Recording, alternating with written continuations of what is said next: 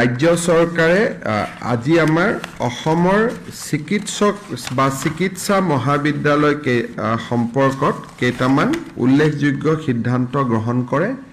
সেইটো হ'ল যে যেতিয়া এজন ৰেজিষ্ট্ৰাৰ বা মেডিকেল কলেজৰ ফেকাল্টি হিচাপে এজন ব্যক্তিয়ে যোগদান কৰিব বা এজন ডক্টৰে যোগদান কৰিব, ৰাজ্য চৰকাৰে দৰমহাৰ উপৰিও বেংকৰ জৰিয়তে তেওঁলোকক একোখন গাড়ীৰ ব্যৱস্থা কৰি দিব, যাৰ মূলধনটো তেওঁলোকৰ দৰমহাৰ পৰা কটা হ'ব, কিন্তু সুদখিনি সম্পূৰ্ণ ৰাজ্য চৰকাৰে বহন কৰিব।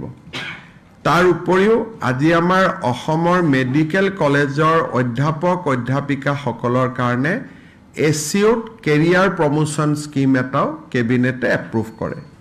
তৃতীয়তে, মেডিকেল কলেজৰ চিকিৎসকসকলক তেওঁলোকৰ শৈক্ষিক দিশটো আগবঢ়াই লৈ যাবলৈ বছৰত 2খন ছেমিনাৰ, নেশ্যনেল লেভেল ছেমিনাৰত অংশ ল'বৰ বাবে ৰাজ্য চৰকাৰে তেওঁলোকক অনুমতি দিব, আৰু এই ছেমিনাৰ 2খনত অংশ ল'বৰ বাবে তেওঁলোকে ছুটিও পাব, আৰু ছেমিনাৰত অহা যোৱা আৰু হোটেলত থকা খৰচো ৰাজ্য চৰকাৰে তেওঁলোকক উভতাই দিব।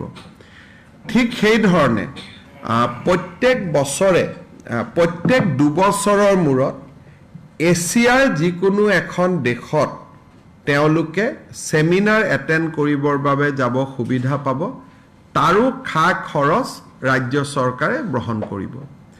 আৰু প্ৰতি 3 বছৰৰ মূৰত আমেৰিকা বা ইউৰোপত তেওঁলোকে একোখন ছেমিনাৰ যদি শৈক্ষিক ছেমিনাৰ এটেণ্ড কৰিব যায়, তাৰো সম্পূৰ্ণ খৰচ ৰাজ্য চৰকাৰে বহন কৰিব। এইখিনি সুবিধা এইমছত আছিলে, কিন্তু আমাৰ মেডিকেল কলেজসমূহত নাছিলে। এই সুবিধাখিনি দিয়াৰ পিছত আমাৰ ৰাজ্যৰ মেডিকেল কলেজসকলৰ অধ্যাপক অধ্যাপিকাসকলৰ চাকৰিৰ সৈতে জড়িত সা সুবিধাসমূহ আমাৰ এইমছৰ সমপৰ্যায়লৈকে গুচি যাব। গতিকে আজি এইমছত ভাৰতত বহুত এইমছ হৈ আছে, আমাৰ প্ৰফেচাৰসমূহে ৰিজাইন দি নতুন নতুন এইমছলৈকে গুচি যায়, যাতে হিউমেন ৰিচোৰ্চটো অসমৰ পৰা ওলাই যাব নোৱাৰে, তাৰ কাৰণে আজি আমি এই ব্যৱস্থাখিনি গ্ৰহণ কৰিছোঁ।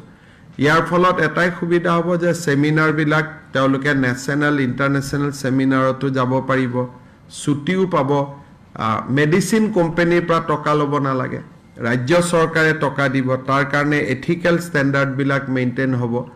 আৰু ৰেজিষ্টাৰ ল'ৰা এজনে যোগদান কৰাৰ লগে লগে 15 লাখ টকা গাড়ী এখন কিনাৰ কাৰণে লগে লগে চৰকাৰ বা বেংকৰ পৰা লোন পাই যাব, লোনটো ঘূৰাই দিব, সুদখিনি চৰকাৰে দিব।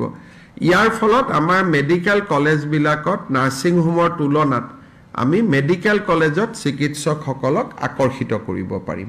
এইখিনি আজি কেবিনেটৰ ক্ৰাইটেৰিয়া একো নাই, মেডিকেল কলেজৰ প্ৰফেচাৰ হ'লেই হ'ল, ৰেজিষ্টাৰটো professor, registrar, assistant professor, associate professor, professor সকলোৱে এই সুবিধাটো পাব। এইখিনিৰ ফলত আমি টেলেণ্টটো ৰিটেইন কৰিব পাৰিম।